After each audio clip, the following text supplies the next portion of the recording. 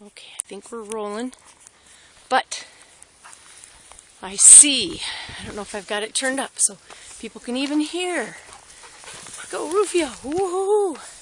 All right, so the sun's trying to peek through those clouds, and you can see the outline. The clouds have outlined the beehive rocks up there. That's where that big beehive is, actually in there, a bit tucked away. Went and checked on that not too long ago. They're all cuddling away, getting ready to hibernate for the winter. And as you go around, you can see, hiked back up in there a little while ago, but it was so sunny and clear. Now it's real cloudy, and the fog's moved in up behind Saddle Rock as well. But if you look off in the distance over there, you can see where the sun is shining up there close to the bridge there. Beyond that is a dam up there, but the sun's trying to burn through those clouds. And I'm thinking about seasons and changes. We've got change is imminent. Lisa Kidder on the call today said, change is imminent, but growth is optional. I really like that. That made me think about just the last few weeks of change in my life. Coming home, not having a job to go to and clock into each day, and realizing it was up to me to bring that income in. And I've decided, at first I was a little scared about that, and realize now that I really like that position. I like being in that position and knowing that it's up to me. And I've been able to meet some great people and keep building my team and have some partners that I'm working with that are awesome. And just realize that as you make changes, you know, it's like Lisa was talking about how her grandson, he loves to swim. I guess they call him Dolphin even. And loves to run and do a cannonball right into the pool. And sometimes great grandma's at the other end of the pool, and she doesn't like that. She doesn't like that very well, but he sure loves it. He just loves it. And you know, it makes me think about change and being in the addiction recovery program and watching people make huge changes in their lives.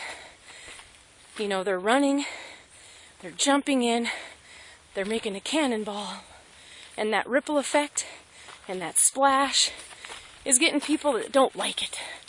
And you'll have your friends, you know, they've had to make a decision to, when they made a decision to stop that addiction, whether it was, you know, drugs or drinking or maybe smoking, maybe eating disorder, maybe pornography, maybe shopping. You know, there's all kinds of addictions, but they make that decision to step away from that, and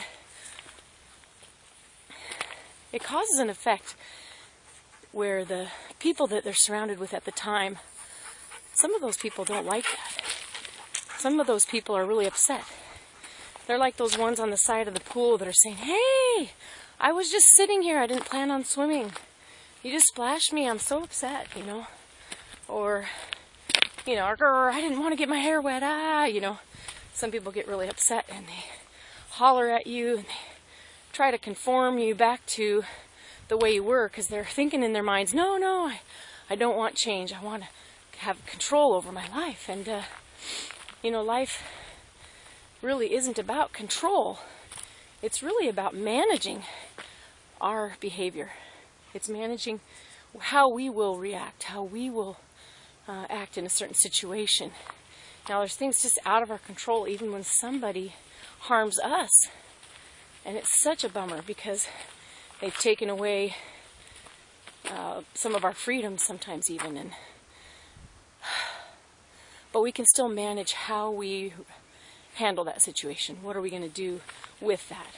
And we can move forward and do cannonballs, or we can curl up in fetal position and decide not to move. And there's people, even in the last couple weeks, that I've seen that said, "Hey, I am fine where I'm at, and, you know, this other person has a problem. I'm fine where I'm at, and I'm not moving." So you guys just go right on ahead because I'm not moving. But, you know, that's a myth. We're moving. We're either moving forward or we're moving back. Even a pond, you look at a pond and it looks stagnant and there's no water running into it. That pond is alive, man. There's stuff happening there and it's decaying and bacteria's growing and life's teeming and mosquitoes are forming. And, if you understand nutrition and the growth of things, it's pretty exciting that life happens in the same way. The most extreme conditions on either end of the spectrum produce the highest nutrients. So, for example, the barren land, when there's nothing that can grow in it, guess what? Quinoa. Quinoa grows in really barren lands, and it's super grain.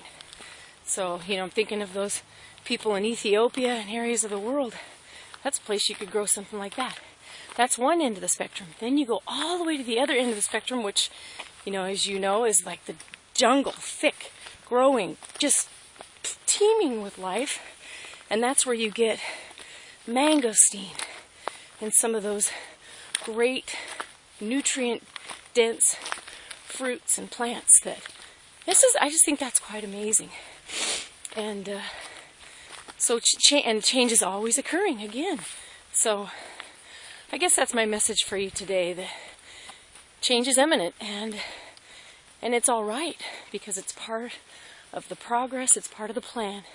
I guess the Joker says that, right? It's all part of the plan. But it really is, and we can accept that and enjoy the journey and work and strive through that change and just grow with it.